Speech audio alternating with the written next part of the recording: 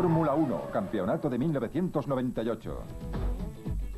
Tras finalizar como piloto revelación en 1996, Jacques Villeneuve ganó el campeonato mundial al segundo intento, saliendo victorioso de una controvertida última ronda en España. El año 1998 prometía ser un buen año para el canadiense, pese a sus críticas contra la nueva normativa que exigía coches de chasis más estrecho con neumáticos ranurados.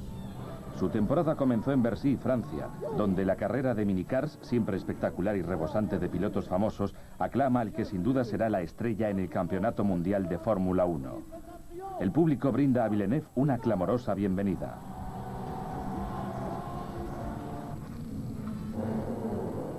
Pero había muchos otros pilotos famosos a los que aclamar. Villeneuve tomó la delantera en la salida, seguido de cerca por Gabriele Tarquini, Eric Van der Poel y Manuel Collard, aunque fue Patrick Lemarie quien le presionaba con mayor intensidad.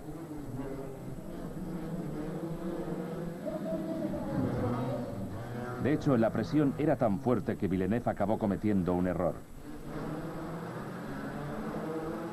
La parte posterior de la máquina del canadiense derrapó varias veces hasta que finalmente, habiendo perdido por completo el control, empezó a rodar en medio de la pista, provocando un pequeño accidente en el que no solo se vio envuelto el líder de la carrera, sino también su rival. Ambos reemprendieron la carrera, pero el coche de Villeneuve tenía problemas. Un rastro de chispas dejaba constancia de ello. Y aunque Villeneuve sabía que algo le pasaba a su car, no logró evitar salirse definitivamente de la pista. El impacto fue considerable y tuvo suerte de salir ileso. La cosa pareció afectarle poco y observó con deportividad la llegada de Emmanuel Collard a la meta por delante de Tarquini y Norberto Fontana. Otras pruebas eliminatorias contaron con la participación de pilotos como Jean Lammers y Alex Zanardi. La competición fue muy intensa, pero al final el vencedor fue Mika Salo, que llegó seguido de Johnny Herbert. Aquí vemos a un Villeneuve desenfadado y demostrando que sabe disfrutar de la ocasión casi tanto como los espectadores. Pero había mucho trabajo duro por delante y los equipos comenzaron a presentar los nuevos coches para el 98. A pesar de la nueva normativa, la sensación predominante entre los diseñadores era que el diseño aerodinámico de los coches era casi idéntico al de la temporada precedente. Irónicamente, los neumáticos más estrechos que se habían introducido para reducir la adherencia al piso también reducían el área frontal y, en consecuencia, la fricción. No hay que olvidar que incluso en los turismos modernos los neumáticos constituyen el factor de fricción más importante y, por tanto, hacerlos más estrechos equivale a dar más potencia al motor. En Silverstone, Villeneuve comenzó su defensa del título rodando con fuerza e impresionando a todos los presentes.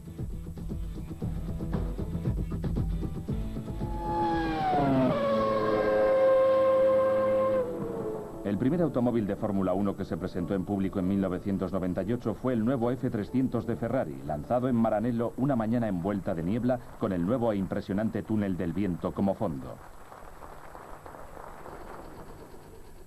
La niebla aún no se había levantado cuando el equipo llegó a Mugello para comenzar una durísima serie de pruebas en el hermoso circuito de carreras que Ferrari posee en la Toscana.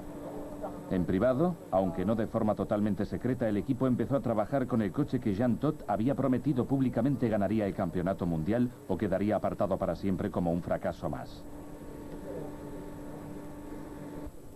Las reacciones iniciales al nuevo Fórmula 1 fueron muy buenas.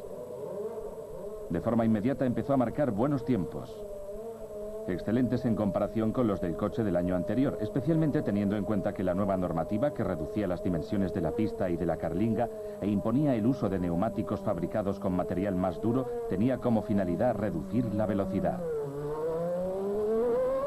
La mayoría de los equipos admitía que la nueva aerodinámica reducía la velocidad de forma notable, aunque nadie ofrecía resultados específicos.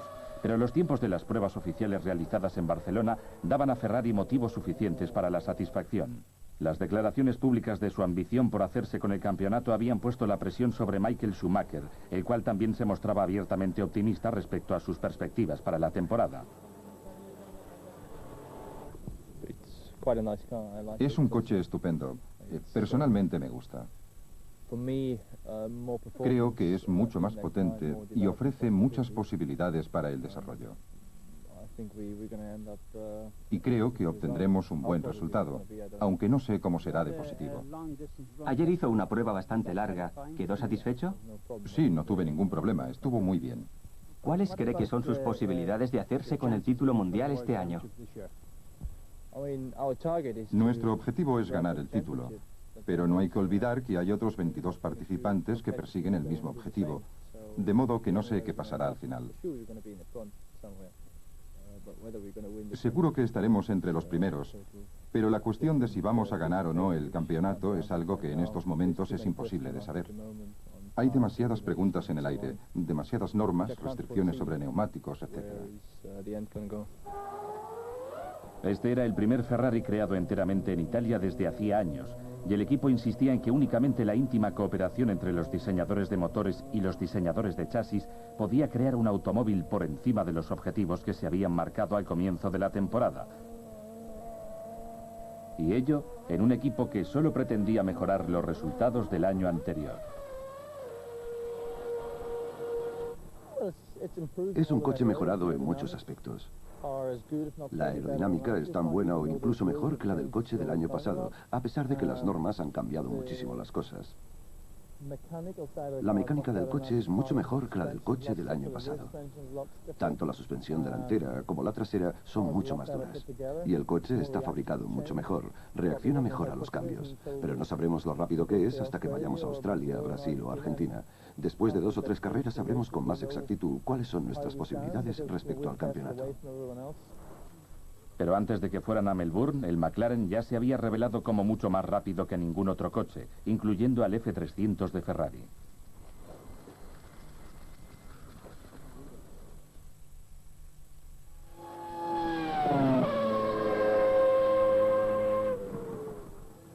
Tras ser desvelado en un castillo medieval de Viena, el C-17 de Sauber entró inmediatamente en la rutina de las pruebas de pretemporada.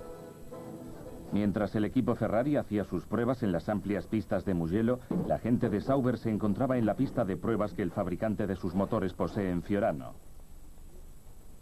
A pesar de que el propietario del equipo, Peter Sauber, espera algún día construir sus propios motores, reconoce que la capacidad técnica para hacerlo todavía no está disponible en su equipo con base en Suiza. El equipo Arrows de Tom Walkinshaw acaba de embarcarse en ese proyecto, convirtiéndose en el segundo equipo en la parrilla de salida de Fórmula 1 que construye sus propios motores. Pero había mucho personal de Nissan en el lanzamiento del nuevo coche, y parece probable que Arrows dispone de un socio con recursos tecnológicos considerables, y eso es exactamente lo que se necesita. Entre tanto, Sauber continúa una fructífera relación con Ferrari y utiliza un modelo adaptado del Maranello V10, lo cual explica la presencia del equipo en Fiorano y del personal de mantenimiento del equipo Ferrari.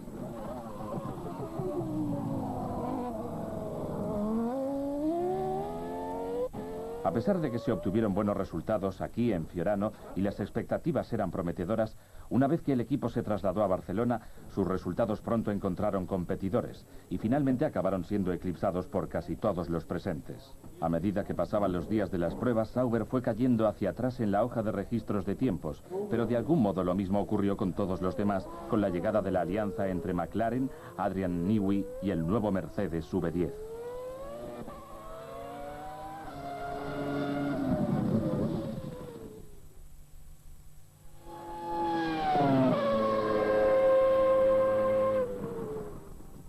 Cuando se pasó de usar simplemente motores con el sello de Mercedes a una más completa asociación técnica con McLaren, muchos observadores anunciaron el retorno de los Silver Arrows a la arena de las carreras.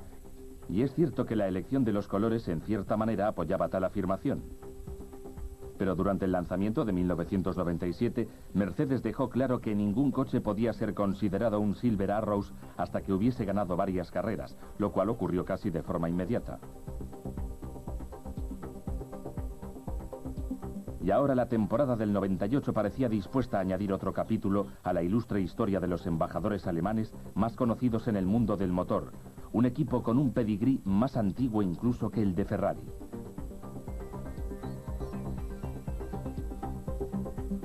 Pero hasta el Grand Prix de Europa de 1997, los 7 años de Mika Häkkinen en la Fórmula 1 no le habían proporcionado una sola victoria.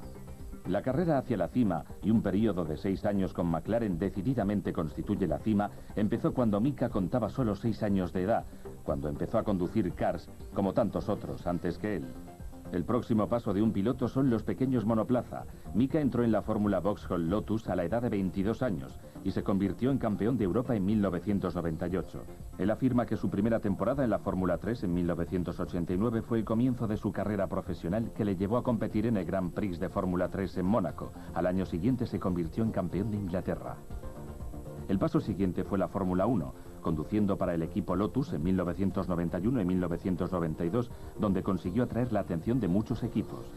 Pero el momento clave llegó en 1993, cuando muy inteligentemente aceptó trabajar para McLaren como piloto de pruebas. Al final de la temporada había corrido en 3 grandes premios y desde entonces ha sido el piloto número 1 del equipo. Por fin empezaba una temporada con una esperanza real de ganar mucho más que una carrera.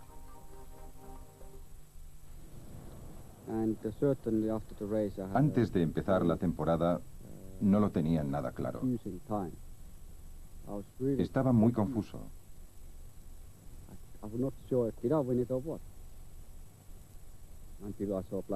No tenía idea de lo que iba a pasar hasta que por fin empecé a verlo claro. Y sucedió. Me ayudó mucho, me dio mucha moral. Me dije, ya está, lo has conseguido. He ganado una carrera. Muchas gracias. Pero sabía que el hecho de ganar un gran premio no significaba que ya había terminado mi carrera. No era eso en absoluto. Pero me hizo comprender lo fácil que es. Lo fácil que es ganar. El año pasado conseguí la primera posición en la parrilla de salida.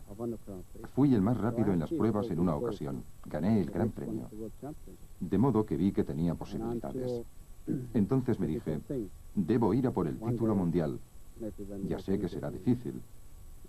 Y tal vez algún día vuelva a hacerme una entrevista y me pregunte, ¿qué se siente al ser campeón del mundo? Y yo le diga, ha sido fácil. Así que espero que eso ocurra. Ya veremos.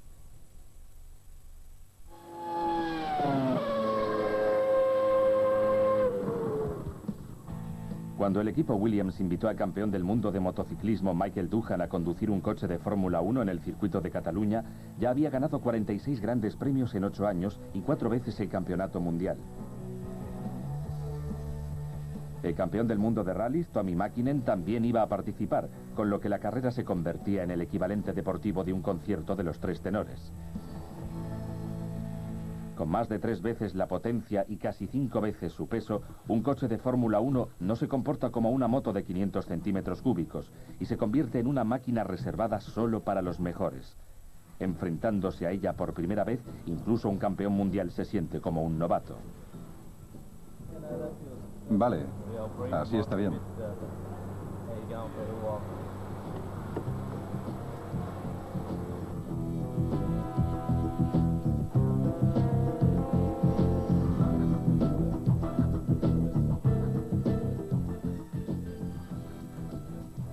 A pesar de que Doohan y Villeneuve proceden de distintas ramas del deporte del motor, les unía su profesionalismo.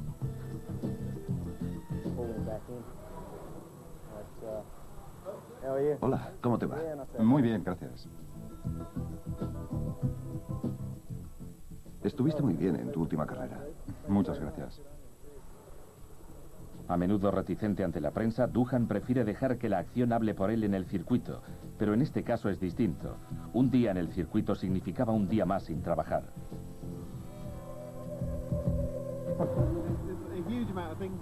Aquí hay muchos controles que el piloto puede manipular. Puedes examinarlos. Este es el control de dirección asistida. Ahora está en el nivel 6, pero vamos a hacer algunos cambios. Sí, hacía tiempo que me apetecía. Ya sé que en mi caso no es nada serio, ni se trata de algo a largo plazo en mi futuro. Pero la verdad es que me apetecía sentarme al volante de un coche de Fórmula 1 antes de empezar la temporada motociclística. Llevaba mucho tiempo deseando conducir un Fórmula 1. Y ahora es el momento. Doohan salió del garaje conduciendo con mucho cuidado y se dirigió con determinación hacia la parrilla de salida. Pero los neumáticos fríos y la enorme responsabilidad de conducir un V10 Estaban esperándole para hacerle caer en una trampa en la que han caído muchos de los mejores pilotos a lo largo de los años. Una trampa que no ha salvado del azoramiento ni siquiera a los más experimentados y famosos. Doohan perdió el control del FW19 al salir de la cuarta curva de la primera vuelta. Pero no fue nada serio, y todo se saldó con un pequeño arañazo en una rueda.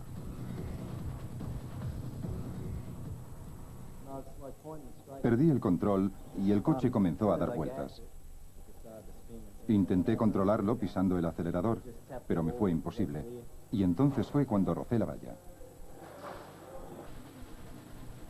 Me sentía muy inquieto, dijo más tarde, y estaba demasiado preocupado por lo que los otros esperaban de mí. Si me hubiese concentrado en la potencia del automóvil, probablemente no habría ocurrido. Volvió a la parrilla de salida para comenzar de nuevo y dio otras 8 vueltas, la mejor de ellas 5 segundos más rápida que la vuelta más rápida realizada sobre su NSR durante el Gran Premio de Motociclismo del año anterior. Los neumáticos están muy fríos, por eso tienen poca presión. Hemos añadido un poco más de aire a los neumáticos delanteros. Da un par de vueltas y dinos qué tal te va. De acuerdo. Cuando todo terminó, Doohan dijo que había conducido como cuando va a la tienda a buscar el periódico y un poco de leche. Sí, es muy divertido. Al principio me ha costado convencerme de que debía apretar el acelerador, pero al final lo he hecho. Mientras Frank Williams prohibía a Villeneuve devolverle la visita a Doohan y competir con él montado en una motocicleta de 500 centímetros cúbicos, el campeón mundial de rallies, Tommi Mäkinen, también se subió a un FW19 para comprobar la sensación de potencia y velocidad que se siente en la Fórmula 1. No te preocupes. Cuando veas que el coche se acelera demasiado, pisa el freno. Aquí no ocurre como en las motos. En las motos, si frenas bruscamente, puedes salir volando. Es genial, increíble. Resulta difícil de comprender y de explicar. Es realmente especial. Puedes acelerar y luego frenar, y el coche te responde a la perfección. Creo que frené demasiado pronto después de la primera recta, pero fue genial. Aceleré, luego frené, y lo noté todo perfectamente. Increíble, una estupenda sensación, hasta que llegué a la primera curva y giré hacia la derecha. No estoy acostumbrado a esta clase de neumáticos, y ha sido una sensación nueva. Con un coche de rally no te preocupas por esta clase de cosas. Aprietas el acelerador a fondo y aunque el coche derrape, no pasa nada. En su primera vuelta, Mäkinen recorrió 50 metros más que Doohan antes de caer víctima de una combinación predecible de neumáticos fríos y aceleración prematura al salir de la curva. Sin embargo, también él reemprendió la marcha con la confianza de los campeones, pero a pesar de su buena disposición, de nuevo perdió el control del coche, esta vez a 250 kilómetros por hora. Cometí un estúpido error, dijo más tarde. No puedes desviarte lo más mínimo, tienes que seguir una línea totalmente recta. Luego, Villeneuve demostró que es estar en casa en la carlinga de un moderno Fórmula 1, pero también para él se trataba de un pequeño juego. El trabajo serio estaba en Jerez, a donde debía regresar para participar en el Gran Premio de España, donde el año anterior se había hecho con la corona. En el 98, sin embargo, esa clase de éxito parecía no querer acompañar al campeón mundial.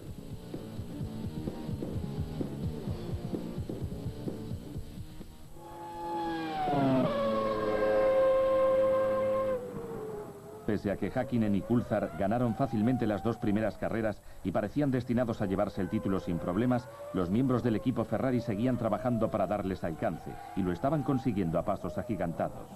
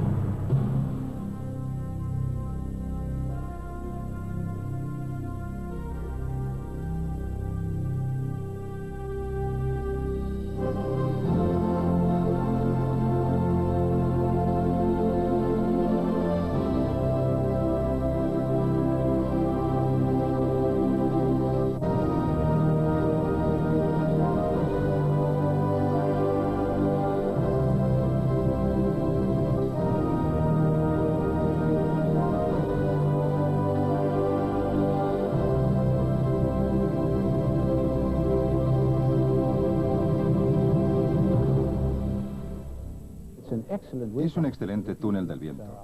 Probablemente sea el más moderno y el mejor que existe en la Fórmula 1.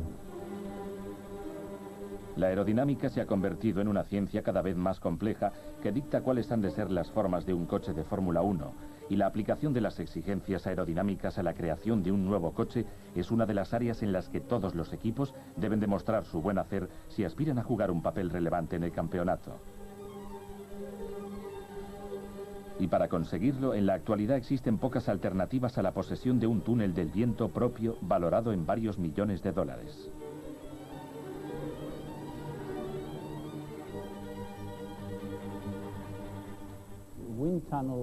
El trabajo de desarrollo mediante el uso del túnel del viento es absolutamente indispensable en la Fórmula 1. Por ello, todos los equipos hacen investigación mediante el uso del túnel del viento.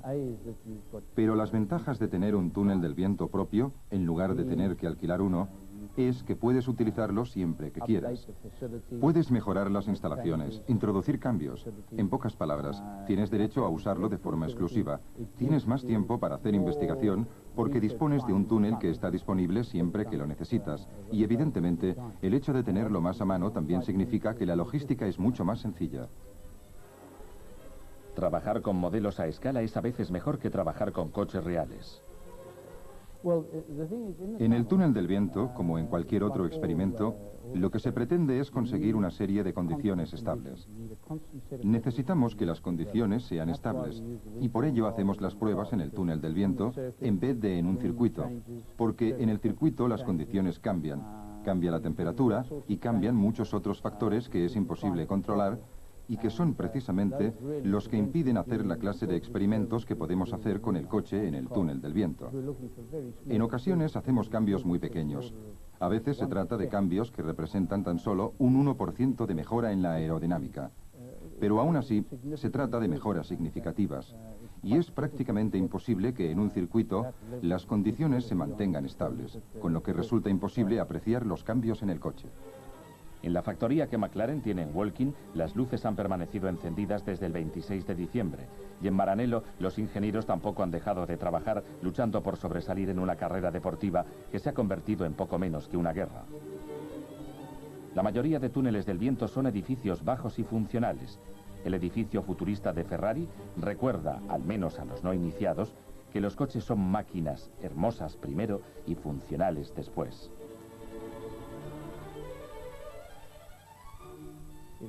Es una magnífica obra de ingeniería y, francamente, su apariencia externa es impactante. Probablemente este sea el único túnel del viento que he visto en el que el conducto del aire esté inclinado 45 grados. Eso le da una apariencia realmente sorprendente. Cuando uno se acerca por la carretera, incluso a 1 kilómetro de distancia, llama la atención.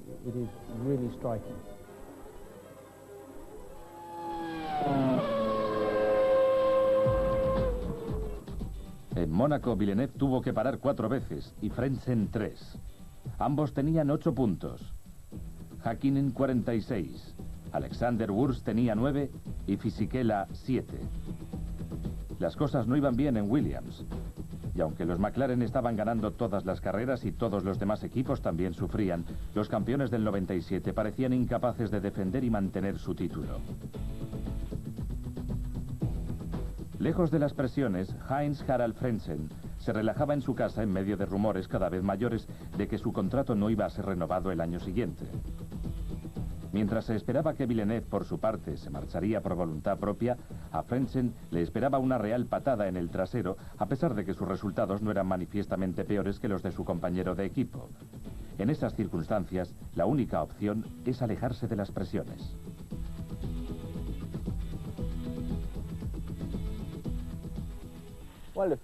Llevamos unos cuantos días aquí en Mónaco y ahora intentamos relajarnos y olvidarnos de las carreras. Solo nos quedaremos 2 o 3 días como mucho y luego otra vez a trabajar. He de reconocer que me gusta mucho este sitio. Después del Gran Premio de Mónaco, los equipos se tomaron un descanso de 2 semanas antes de trasladarse a Canadá. Y entre tanto, el equipo Williams introdujo algunas innovaciones en su coche que supusieron una mejora considerable. Un genuino paso hacia adelante, fue como las describieron. Ambos pilotos quedaron impresionados por la mejora en la maniobrabilidad, pero sabían que no iban al lugar adecuado para recoger los beneficios de esa mejora. En el circuito Gilles Villeneuve, lo importante es la potencia, no la maniobrabilidad. La situación no mejoró cuando Villeneuve fracasó en su intento de adelantar a Fisichella y acabó la carrera en la 10ª posición. La próxima parada en el campeonato tampoco ayudó demasiado, aunque Villeneuve sumó 3 puntos y acabó en 4ª posición.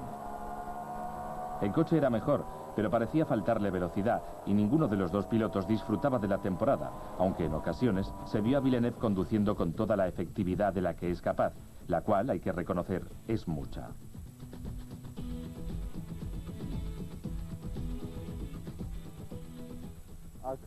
Nuestro coche parece responder mejor que el del año pasado en las marchas cortas, tal como comprobamos en las pruebas de Monza.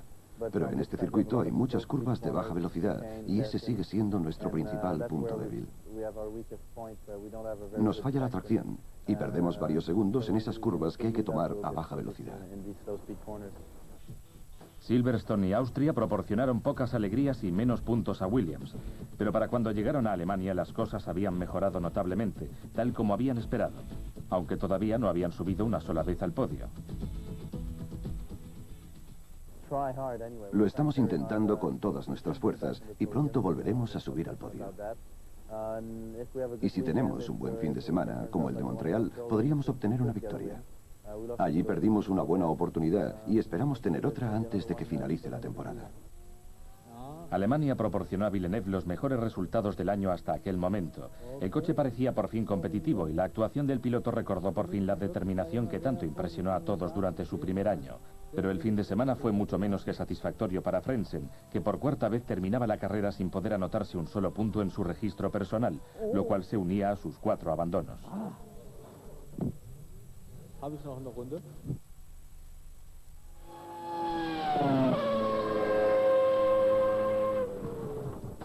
Pocas alegrías también para Jordan, a pesar de la fanfarria y el despliegue de medios en la presentación del equipo para una temporada que muchos observadores creyeron podría ser definitiva a la hora de elevar a las alturas o hundir irremediablemente al popular equipo, todavía luchando para llegar a la primera división después de 8 años.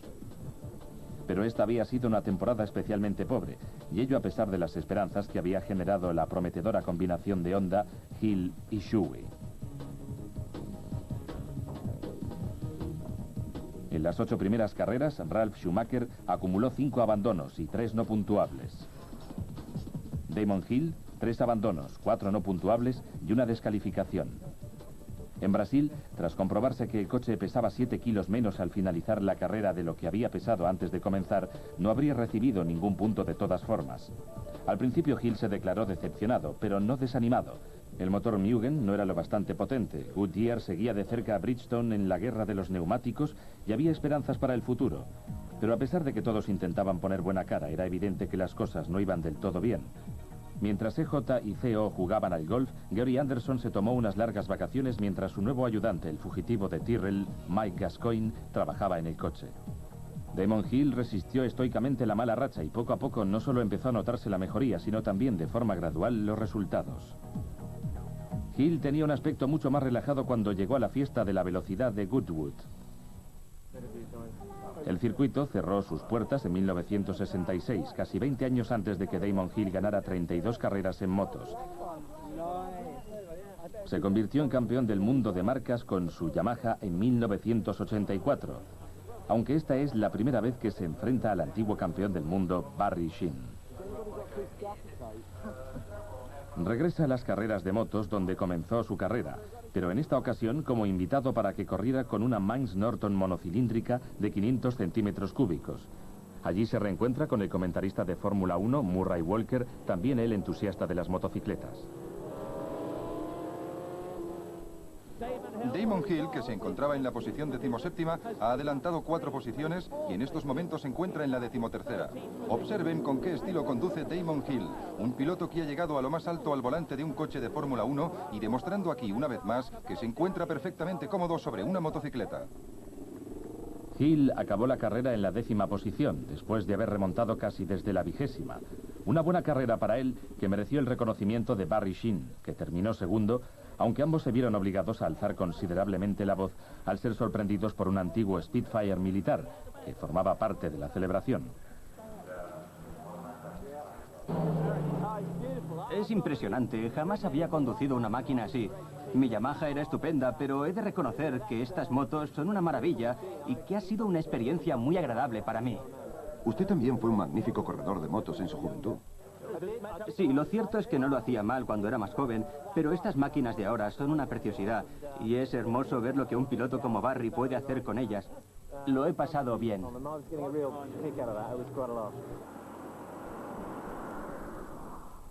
Cerca de Silverstone, Ralf Schumacher se ha acercado a otra clase de carreras.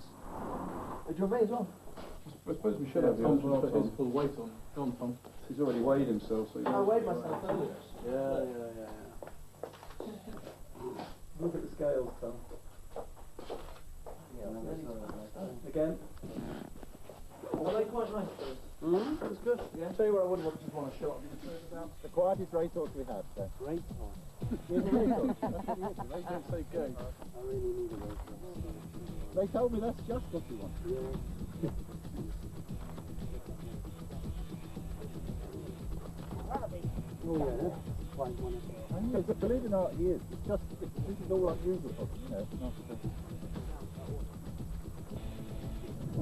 Give your leg, no, I'll leg you up. Give us your leg, look, bend that, oh, no, bend that leg, and I'll leg you straight up in the back. Okay? Up you go. All right, 1, 2, up.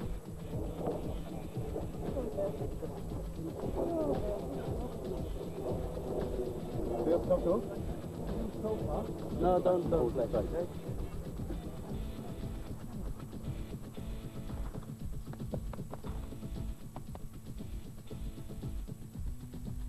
Ralf se dispone a enfrentarse a un tipo de caballo muy distinto, pero al que de hecho conoce muy bien. El deporte de los reyes no le resulta extraño, puesto que lo practicó asiduamente en sus años de adolescente.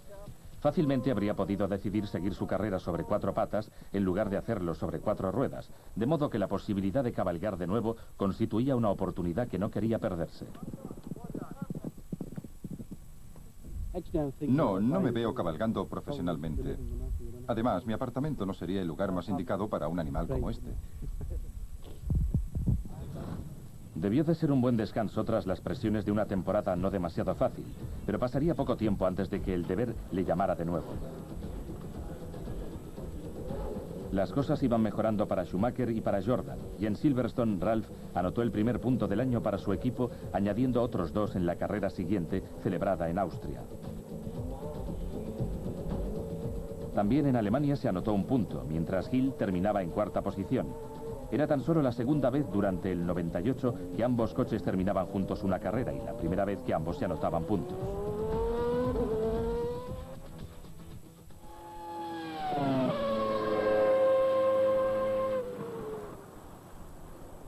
A partir de la metamorfosis del equipo de Tyrrell, BAR, British American Racing, desveló su nueva fábrica en el centro neurálgico de la Fórmula 1 en Inglaterra. Armados con un presupuesto no divulgado, pero de proporciones considerables, su campaña de 5 años para ganar corazones y carreras dio comienzo con un despliegue publicitario que coincidió con la inauguración de sus nuevas instalaciones cerca de Oxford. A pocos kilómetros de Benetton, Williams, Arrows, Jordan, Stewart, McLaren y, por supuesto, Reynard.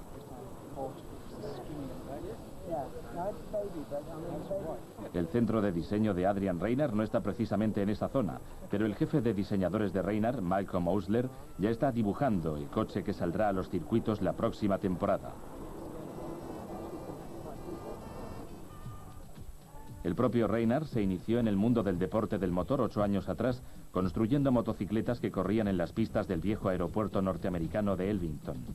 Hoy sigue siendo un corredor por vocación, un diseñador por inclinación y un hombre de negocios por necesidad. De modo que este nuevo proyecto le coloca en una situación ideal para perseguir sus sueños y sus ambiciones. Yo solo tenía 15 años cuando en mi ciudad natal comenzó a celebrarse una carrera de motos llamada George Brown. En ella se batieron muchos récords mundiales de todo terreno y yo fui a trabajar con uno de los mecánicos. Al principio trabajaba sin cobrar nada, luego me daban 10 chelines al día. Él fue quien consiguió que me interesara por este mundo. Acabé comprándole una de sus viejas máquinas y comencé a correr cuando solo tenía 18 años, casi 19. La que tengo ahí detrás la construí yo mismo. Fue mi primer diseño. Entonces tenía unos 19 años.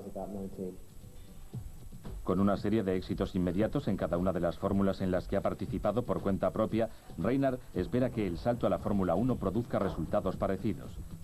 Es sin duda un hombre a tener en cuenta, y a pesar de lo que ha dicho Jackie Stewart respecto a que se necesitan 5 años para ganar una carrera, BAR tiene mucha ambición y pretende moverse mucho más rápido. Se trata de un trabajo muy difícil. En las carreras hay que competir con los mejores, con los más entusiastas, con los que trabajan más duro y con los más preparados en el mundo del motor. Intentar ganarles supone un gran desafío, del mismo modo que mantenerse en el negocio es un gran desafío. No es como fabricar lavadoras. Uno puede fabricar la segunda mejor lavadora y hacerse con un buen segmento del mercado, operando un negocio rentable. Si ofrecemos el segundo mejor coche de carreras, nadie querrá comprarlo. No podremos venderlo a ningún precio. Por ello estamos decididos a construir la mejor máquina posible.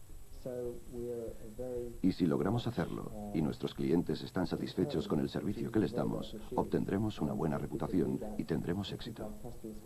Si solo somos los segundos mejores, estamos perdidos. Se acabó el negocio. Así de difícil es el mundo del motor. Mientras los otros equipos se preguntaban si habían hecho bien accediendo a que Tyrrell cambiara su nombre por BAR el año siguiente, las especulaciones sobre quién conduciría para el nuevo equipo permanecían centradas en Jacques Villeneuve, que llegó a la Fórmula 1 con Craig Pollock y ya se suponía que disponía de un contrato firmado. De hecho, según muchos, esa era precisamente la razón de sus pobres actuaciones en defensa de una corona que a estas alturas ya estaba irremediablemente perdida.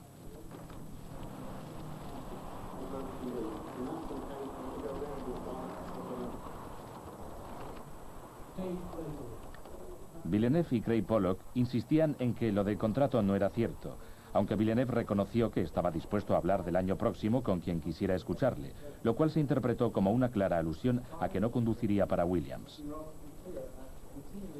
No se ha tomado ninguna decisión, insistía, aunque al escuchar a Craig Pollock el día de la apertura de fábrica, aún no podría perdonársele que creyera justo lo contrario.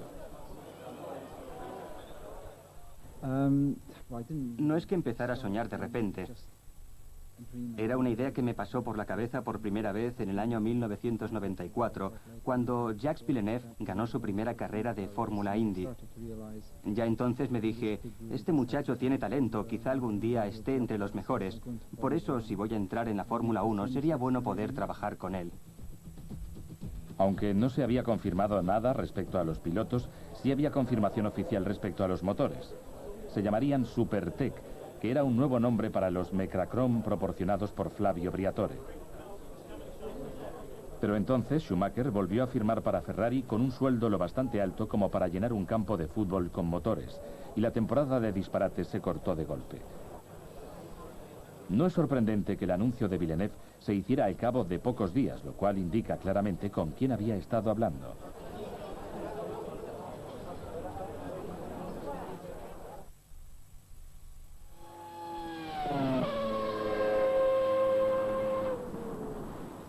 En el centro de Módena, la pequeña ciudad italiana conocida en todo el mundo gracias a su famoso hijo, Piero Ferrari desveló la estatua creada para conmemorar el primer centenario del nacimiento de su padre, el 18 de febrero de 1898.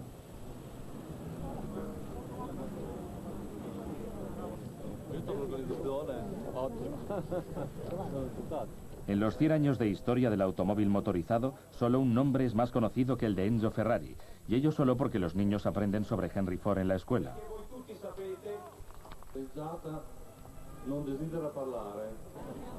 Irónicamente, Enzo Ferrari dejó pronto la escuela para trabajar con los coches de carreras y visitar los circuitos locales en compañía de su padre.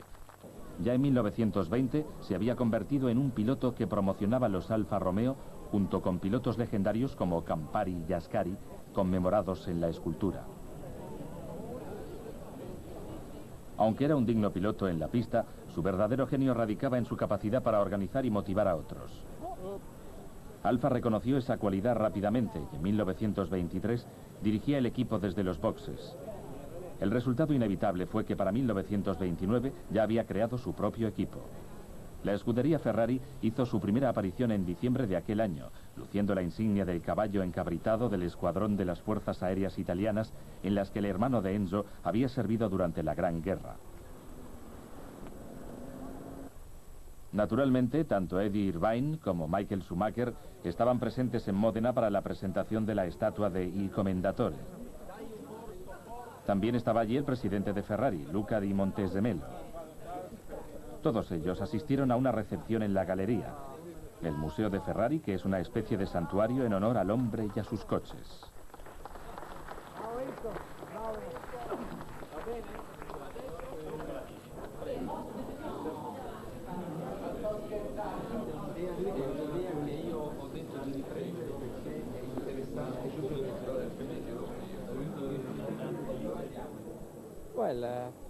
Claro que es un día especial, puesto que cuando se recuerda a un hombre tan fantástico, para mí, que ahora ocupo su silla, siento una gran responsabilidad.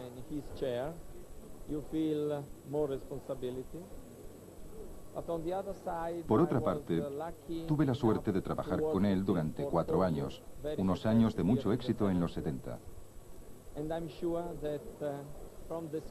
Estoy seguro que en el cielo, en estos momentos, se siente muy satisfecho con su fábrica, porque Ferrari vive un gran momento comercial y ha vuelto con fuerza a la Fórmula 1.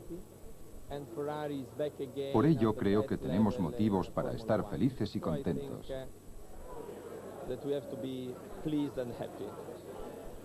El legendario Mario Andretti también estaba orgulloso y satisfecho de estar aquí.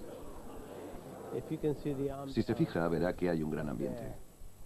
Todos están muy contentos de formar parte de esta familia. Este acontecimiento pasará a la historia.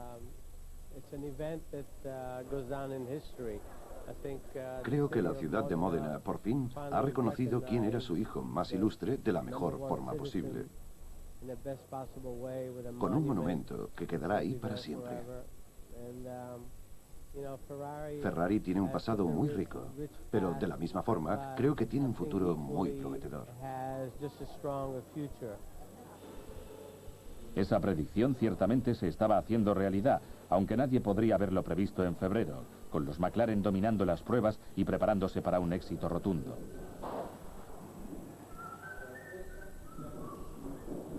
Pero para julio ya se había producido una impresionante recuperación de los Ferrari, y después de que Schumacher ganara 3 carreras seguidas, en Canadá, Francia e Inglaterra, en Maranello reinaba un ambiente de júbilo, y el equipo se preparaba para revivir los años de gloria sobre los que se había construido la leyenda de Maranello. Durante los años de la posguerra, el nombre de Ferrari había alcanzado el estatus de legendario tras sus éxitos en todas las arenas del deporte del motor. Pero fue en el Campeonato Mundial de Fórmula 1 donde Ferrari se convirtió en un nombre indiscutible, y a pesar de que en los últimos años los buenos resultados no se han conseguido sin dificultad, Ferrari siempre ha sido una leyenda y siempre ha ejercido esa atracción magnética que atrae a sus puertas a los mejores pilotos. Recordado como un genio autocrático, considerado como uno de los padres fundadores de la moderna Fórmula 1 y reverenciado como el inspirador de una amplia gama de coches conocidos y reconocidos en el mundo entero, Enzo Ferrari murió en 1988, pero su nombre y su leyenda siguen viviendo y creciendo.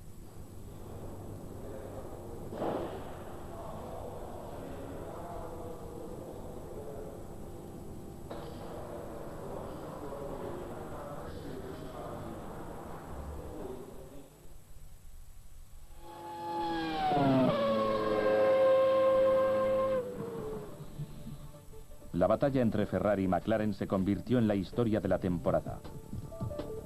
No había nadie más en ella y Hockenheim había demostrado que el motor Mercedes no era invencible. Ferrari poseía potencia y seguridad. Disponían de un coche mejorado y empezaban a ejercer presión sobre un coche que había pretendido ser el paquete completo, una combinación perfecta de motor, chasis y aerodinámica que resulta de la estrecha colaboración entre diseñadores. Evidentemente debe existir una buena relación entre el coche y el motor, pero creo que lo más importante es el paquete entero considerado como un todo. Los expertos en aerodinámica dictan los cambios que ellos creen que son importantes para mejorar los resultados, y el paso siguiente consiste en estudiar cómo adaptar el motor para que quepa en el chasis.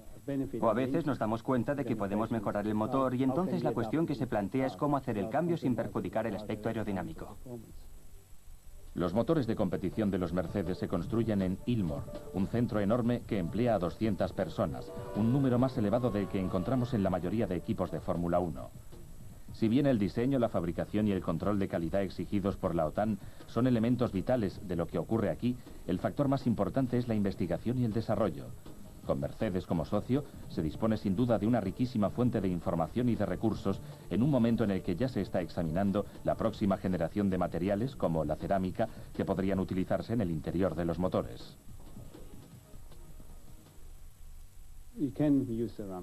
En algunas partes podemos utilizar cerámica para reducir el desgaste, la fricción, ese tipo de cosas.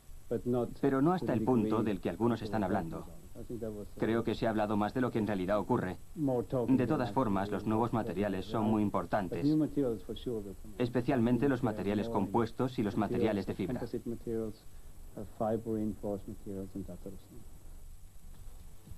El moderno motor de Fórmula 1 es una parte intrínseca del coche. Es un miembro que se convierte en parte del chasis una vez colocado en el espacio que le corresponde. Su tamaño, peso y posición afectarán la naturaleza del coche como paquete y, como ya hemos oído, puede que no falte mucho para que los diseñadores de motores se sienten junto a los diseñadores de chasis cuando se vaya a crear un nuevo coche. Después de eso viene la parte más complicada. La construcción de motores capaces de generar 800 caballos de potencia en un instante y seguir generándolos durante 2 horas. Ilmor y Mercedes utilizan centros de producción tan adelantados que en estos momentos se fabrican ejes de cigüeñal con el estándar de Fórmula 1 en cuestión de minutos, acelerando así un proceso que en el pasado solía durar meses. La fábrica consume tanta energía que necesita su propia estación eléctrica para no provocar apagones en media Northampton y en el complejo industrial donde está situada. La instrumentación y la entrega de los profesionales que trabajan aquí explican por qué a Mercedes y a McLaren les satisface formar parte del proyecto, pero con todo, la demanda de alrededor de 70 motores por temporada por parte de McLaren supone un esfuerzo de enorme envergadura. Un equipo de Fórmula 1 de 2 coches absorbe tanto tiempo y producto acabado como el que exigía todo el programa Indy en su momento álgido. Pese a utilizar los últimos avances en diseño y fabricación asistida por ordenador, Ilmor necesita unos 6 meses para diseñar y construir un motor nuevo para un prototipo y alrededor de 2 semanas para fabricar cada uno de ellos una vez que el programa ya está establecido. Ilmor hace todo el proceso empezando desde cero. Prácticamente no se compra nada en el exterior, con la excepción de algunos componentes electrónicos que son necesarios para construir cosas como el cableado de 5.000 libras para el sistema de inyección de combustible. El motor contiene componentes electrónicos por valor de unas 20.000 libras cuando está terminado y listo para ser enviado a McLaren, donde será utilizado como motor de competición por Mika Häkkinen o tal vez por su compañero de equipo David Coulthard. Ello significa que cuando se empaqueta para dejar la fábrica, tiene que ser perfecto o tan perfecto como la tecnología moderna pueda conseguir.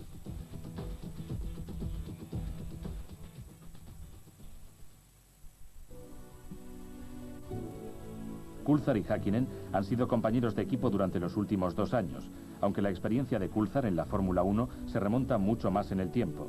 De hecho, también él comenzó a correr a una edad muy temprana, lo cual no deja de sorprender como afición de un muchacho que creció en el campo. Creo que si hubiese vivido en una ciudad como Manchester o Birmingham, por ejemplo, no me hubiese metido en el mundo del motor porque probablemente habría encontrado distracción con alguna otra de las muchas actividades que pueden practicarse en las grandes ciudades. Al comienzo de la temporada, él y Häkkinen tenían las mismas posibilidades de correr en el campeonato de pilotos, pero David Coulthard, haciendo gala de su caballerosidad, decidió seguir con el preacuerdo alcanzado en Australia y ceder el puesto a Häkkinen, un gesto que de momento no ha tenido contrapartida.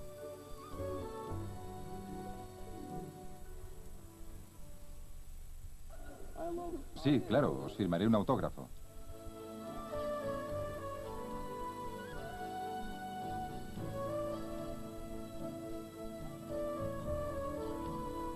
Al igual que Mika Häkkinen, Coulthard empezó compitiendo en karts cuando solo tenía 11 años y enseguida obtuvo varias victorias. Con 5 títulos de Escocia y 1 de Inglaterra dio el salto a la Fórmula 1, impresionando a muchas personas interesadas en él. En 1990, cuando todavía era un adolescente, se incorporó a Paul Stewart Racing para conducir un Vauxhall Lotus y obtuvo un premio para pilotos jóvenes donado por McLaren, así como la posibilidad de hacer una prueba para McLaren, lo cual no le hizo ningún daño. Comencé conduciendo cars cuando tenía 11 años. Mi padre quería que yo me interesara por el mundo del motor y me llevaba a ver muchas competiciones en Escocia. Así que íbamos a las carreras y yo hablaba con los mecánicos que trabajaban en los garajes, con los pilotos, y aquí estoy. Pero la Fórmula 3 es necesaria en el currículum, y Coulthard cumplió con creces. En 1991 fue subcampeón de Inglaterra y se hizo notar en Zandvoort y Macau, pruebas que exigen una gran habilidad. Después de la Fórmula 3 vinieron las primeras pruebas con Williams, hasta que su carrera recibió el empujón definitivo cuando ocupó el asiento de Senna tras el accidente de aquel en Imola. Este fue el primer casco que me puse para correr con Williams. En la parte posterior aparecen las iniciales de mi nombre, DC, pero si se fija, en la parte frontal del casco escribieron Budgie, inestable, que era el apodo que alguien me había puesto cuando no era más que un crío. Y de este modo, muchos aficionados a la Fórmula 1 me conocen más por el apodo de Budgie que por mi nombre real. ¿Inestable? Es muy posible que se arrepienta de haber pronunciado esa palabra. Al final de la temporada, todavía no se sabía con seguridad quién se llevaría el título mundial. Después de Australia, Coulthard no se encontraba en una buena posición, y ello pese a algunas brillantes actuaciones. Los esfuerzos del equipo se centraron en el piloto que tenía más puntos, como es natural, y Coulthard se encontró relegado a ejercer el papel de colaborador en una temporada en la que sus admiradores creían poder verle luchar por la corona personalmente.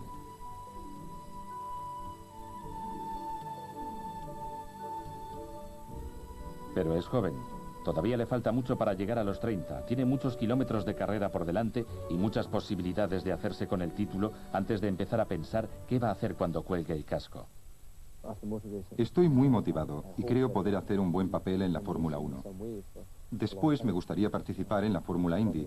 Espero que también corriendo para Mercedes y ver qué clase de éxito puedo tener allí. Cuando termine mi carrera de piloto solo aspiro a tener una vida normal, con mi familia, mis amigos y ser feliz. Porque solo tenemos una vida y quiero disfrutarla y no tener que trabajar, trabajar y trabajar como un loco todos los días.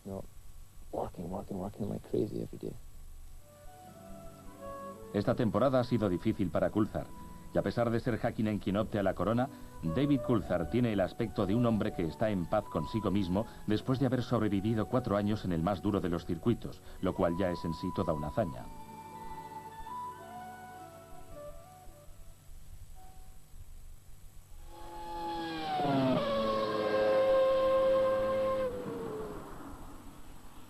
Probablemente Flavio Briatore fuera el director de equipo más impresionante que el deporte haya conocido desde Cesare Fiorio, tal vez incluso más que aquel.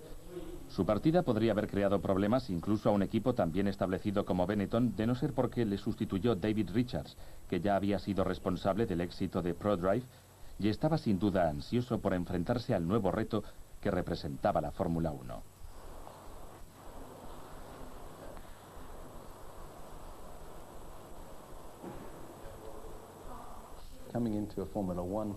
Entrar en una organización de Fórmula 1 suponía un cambio radical. Al menos así es como yo lo percibía. Pero una vez dentro resultó ser mucho menos radical de lo que me había imaginado. Me pasé la mayor parte del año tratando de comprender el funcionamiento, escuchando a mis colaboradores. Tomé una decisión, consciente de no introducir cambios dramáticos. No quería exponer mis ideas de forma inmediata. Primero deseaba dedicar una temporada entera a comprender cómo funcionaban las cosas. Y creo que lo he conseguido. Creo que he aprendido lo que necesitaba aprender y ahora tengo las ideas muy claras respecto a dónde nos dirigimos a partir de este momento. Benetton tiene en su haber una sólida historia de éxitos. Y ello no solo por los campeonatos mundiales que ganó con Schumacher, sino también porque cada año ha terminado entre los 3 primeros fabricantes clasificados en el campeonato.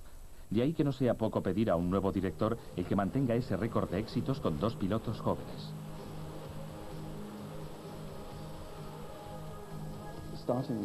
Empezar el año con 2 pilotos jóvenes significaba disponer de un enorme potencial que había que aprovechar. Pero trabajamos con un nuevo diseño de coche, y aunque había una serie de elementos ya conocidos, la mayor parte eran novedades. Los neumáticos Bridgestone, por ejemplo, que incorporamos a última hora, al igual que hizo McLaren. La primera parte de la temporada nos dio muy buenos resultados, incluso mejores de los que la mayoría esperaba. Quedamos entre los primeros varias veces e incluso subimos al podio algunas otras a lo largo de la temporada. Como firme defensor de los proyectos a largo plazo, Richards conoce el valor de utilizar la más moderna tecnología disponible. Según él, la mejor manera de ayudar a los pilotos de cualquier fórmula a ganar campeonatos es proporcionándoles los mejores coches. Si hacemos un repaso de los últimos 10 años de la historia de la Fórmula 1, pronto nos damos cuenta de que los pilotos de Fórmula 1 son gente muy especial. Nadie duda de que se encuentran entre los mejores pilotos del mundo, pero lo cierto es que quien ha hecho a los campeones han sido los constructores. Y si nos preguntamos de dónde han salido los campeones, veremos que invariablemente han salido de los mejores coches y de los mejores equipos.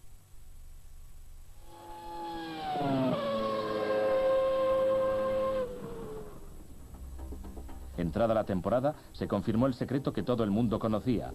Alex Zenati confirmó que abandonaría Chip Ganassi y la Fórmula Indy tras su segundo título y se pasaría a Williams en el 99, siguiendo los exitosos pasos del antiguo campeón de Fórmula Indy, Jacques Villeneuve.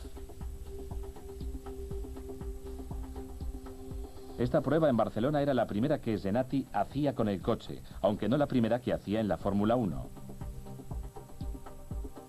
Considerado desde hacía tiempo como un talento perdido por el deporte de la Fórmula 3, decidió participar en la categoría reina, pero rompió con Lotus de forma precipitada.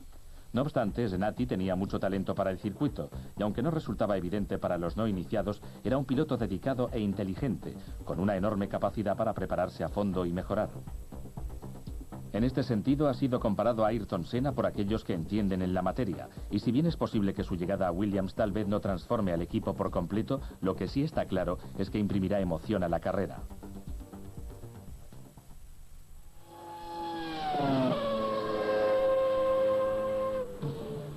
En 1998 la Fórmula 1 ha dicho adiós a Goodyear, el fabricante de neumáticos cuyos productos comenzaron a utilizarse en 1959, pese a que no estaban diseñados específicamente para la competición. El programa oficial no dio comienzo hasta 1964 y su primera carrera la realizó el Honda de Richie Ginther en Mónaco en 1965. Ginther consiguió su primer punto en la carrera siguiente, celebrada en Bélgica, y en México al final de la temporada, Goodyear, Honda y Ginther ganaron su primer Grand Prix juntos. En 1966, Jack Brabham se convirtió en el primer campeón mundial de Goodyear, seguido de Denny Hulme, Jackie Stewart, Niki Lauda y Emerson Fittipaldi. Con Robbie Peterson se obtuvo la victoria número 50 en Mónaco en 1974, 4 años después de la introducción de los neumáticos lisos. La victoria número 100 se alcanzó en 1977 y en 1978 Goodyear introdujo los neumáticos radiales en el Gran Premio de Inglaterra. 5 años más tarde llegó la victoria número 150 en Canadá, con René Arnoux al volante del Ferrari 126. Para cuando se llegó a la victoria número 200, Gerhard Berger conducía el Ferrari F187 y tras el intercambio de títulos entre Prost y Senna, este último fue quien dio a Goodyear su victoria número 250. La victoria número 300 llegó con Hill y Williams en España en 1994. Desde entonces, pilotos como Schumacher y Villeneuve se han sumado a una lista que ya cuenta con 370 victorias y 25 campeonatos mundiales.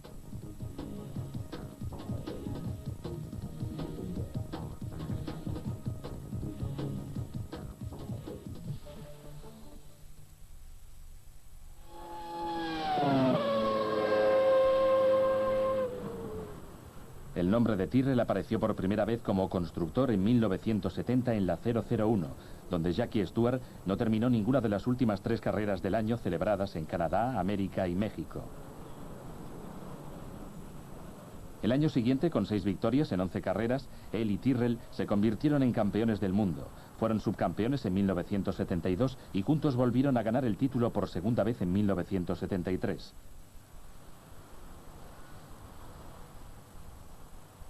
...38 años después, Ken Tyrrell presidió el lanzamiento del 026, el último coche que llevaba su nombre después de vender su equipo al recientemente creado British American Racing. Ese par de campeonatos con Stewart, además de una temporada gloriosa a finales de los 80 con un DFV que competía contra los coches equipados con turbo y un revolucionario coche de 6 ruedas que ganó el Gran Premio de Suecia en 1976, constituyen las cimas de la historia de Tyrrell, junto con la aleta frontal anedral con diedro negativo, 018 de Harvey Postlethwaite y las extraordinarias actuaciones de Jean Alesi en un coche que parecía haber sido construido para él.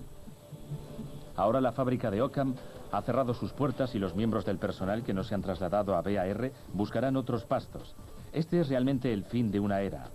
Ken Tyrrell fue el último de los corredores gentleman y su equipo el último recuerdo de que este sobrecomercializado negocio solía ser un deporte. Para mí siempre ha sido algo divertido, y el principal motivo por el que me metí en esto fue porque disfrutaba. Estoy muy satisfecho de haber podido ganarme la vida haciendo el trabajo que realmente me gustaba.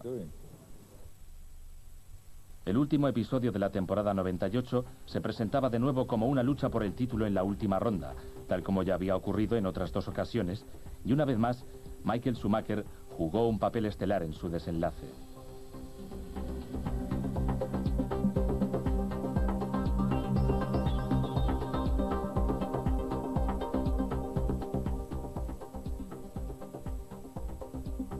El protagonista a lo largo de toda la temporada fue Mika Häkkinen, un piloto que maduró tanto a lo largo del año que puso en entredicho una afirmación de Eddie Irvine en la que este afirmaba que la batalla real por la corona se decidiría entre Adrian Newey y Michael Schumacher.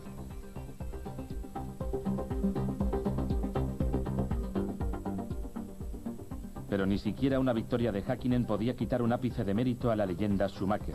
Y la temporada 98 fue testigo de cómo la mayoría de expertos compartían esta opinión con el corazón y la cabeza divididos a partes iguales. Siempre he tenido la sensación de que el mundo es un poco injusto. El mejor coche debería ganar el título de los constructores, y creo que existen pocas dudas de que el mejor coche del año ha sido el McLaren. Y del mismo modo, el piloto con más talento debería ganar el trofeo de los pilotos. Y en mi opinión, existen pocas dudas, pese a algunas carreras en las que Häkkinen demostró su gran inspiración, de que Schumacher es hoy por hoy el mejor piloto del mundo.